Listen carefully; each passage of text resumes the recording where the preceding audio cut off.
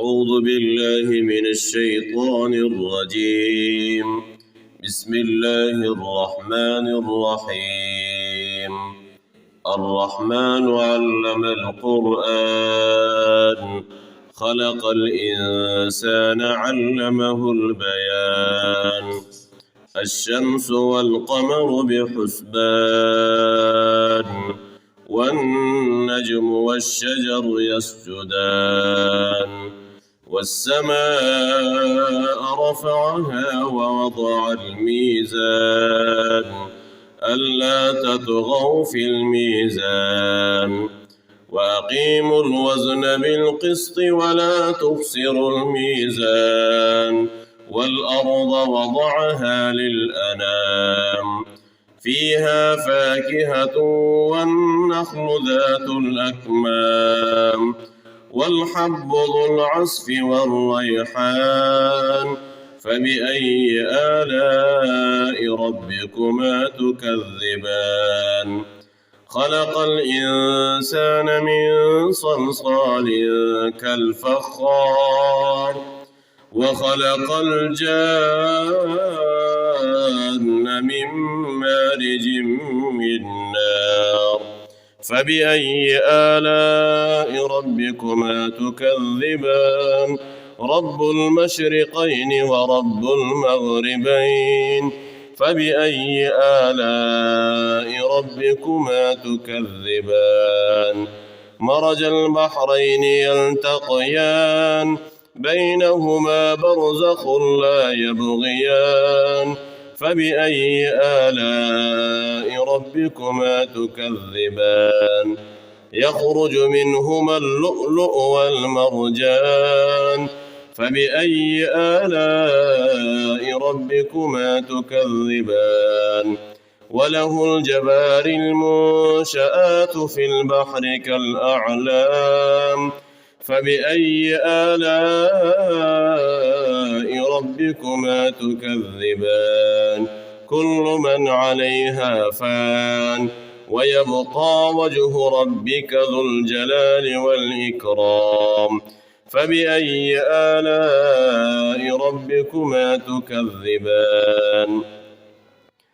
يسأله من في السماوات والأرض كل يوم هو في شأن فبأي آلاء ربكما تكذبان سنفرغ لكم أيها الثقلان فبأي آلاء ربكما تكذبان سنفرغ لكم أيها الثقلان فبأي آلاء ربكما تكذبان يا معشر الجن والإنس إن استطعتم أن تنفضوا من أقطار السماوات والأرض فانفضوا لا تنفضون إلا بسلطان فبأي آلاء ربكما تكذبان يرسل عليكما شواظ من نار ونحاس فلا تنتصران فبأي آلاء ربكما تكذبان فإذا انشقت السماء فكانت وردة كالدهان فبأي آلاء ربكما تكذبان فيومئذ لا يسأل عن ذنبه إنس ولا جان فبأي آلاء ربكما تكذبان يعرف المجرمون بسيماهم فيؤخذ بالنواصي والأقدام فبأي آلاء ربكما تكذبان هذه جهنم التي يكذب بها المجرمون يطوفون بينها وبين حميم آن فبأي آلاء ربكما تكذبان ولمن خاف مقام ربه جنتان فبأي آلاء ربكما تكذبان ذواتا أفنان فبأي آلاء ربكما تكذبان فيهما عينان تجريان فبأي آلاء ربكما تكذبان فيهما من كل فاكهة زوجان فبأي آلاء ربكما تكذبان متكئين على فرش بطائنها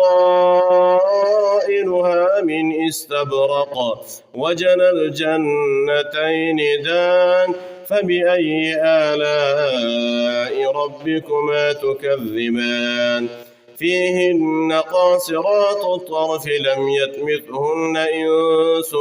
قبلهم ولا جان فبأي آلاء ربكما تكذبان كأنهن الياقوت والمرجان فبأي آلاء ربكما تكذبان هل جزاء الإحسان إلا الإحسان فبأي آلاء ربكما تكذبان ومن دونهما جنتان فبأي آلاء ربكما تكذبان مدهامتان فبأي آلاء ربكما تكذبان فيهما عينان نضاختان فبأي آلاء ربكما تكذبان فيهما فاكهة ونخل والرمان فبأي آلاء ربكما تكذبان حور مقصورات في الخيام فبأي آلاء ربكما تكذبان لم يطمثهن إنس